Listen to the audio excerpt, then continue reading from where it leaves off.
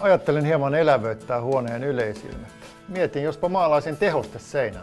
Mitä tehosteseinää maalatessa tulisi ottaa huomioon? Tehosteseinän maalauksessa kannattaa kiinnittää huomiota rajauksiin.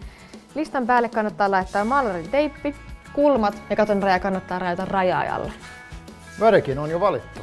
Värimalleja ja värikarttoja saa maalikaupoista. Ne helpottavat värin valinnassa.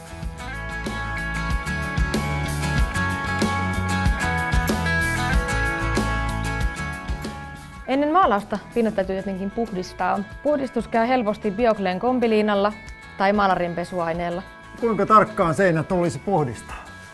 Tärkeintä on, että yhtään likaa ei jää seinään, koska maali ei tartu likaiseen pintaan. Ennen maalausta kannattaa kolot ja ruuminreijät tasoittaa hienotasoitteella. Maalausvälineissä on ilmeisesti eroja. Mitä lyhyempi karva telassa on, sitä sileämmän lopputuloksen se jättää. Tässä on myös raja, jota käytetään rajauksessa. Tämä on näppärä väline. Maalin kannattaa muistaa aina sekoittaa pohjaa myöten ennen maalausta. Sitten ruvetaan maalaamaan. Tehosteseinän rajaamisessa apuna on hyvä käyttää rajaajaa. Rajaaja tyynyyn laitetaan maalia. Tyynyyn kannattaa levittää maali joko telalla tai siveltimellä.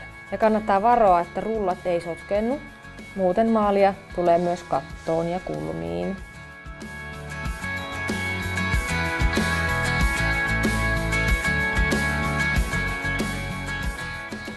Maalia kannattaa levittää noin 0,5 metrin alueelle ensin ja sen jälkeen tehdä vasta tasausvedot.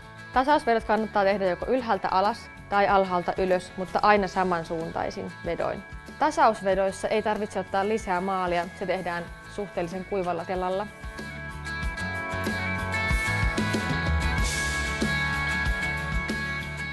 Maali on nyt kuivunut.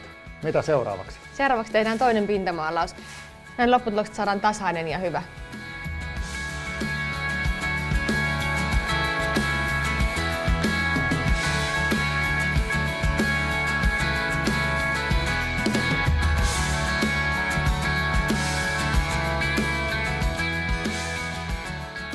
Maali on nyt kuivunut.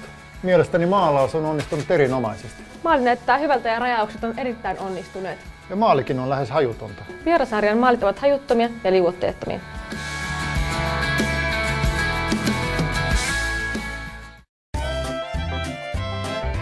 Helpoksi, hienoksi, värikkääksi, kestäväksi Teknos. Me teemme sen.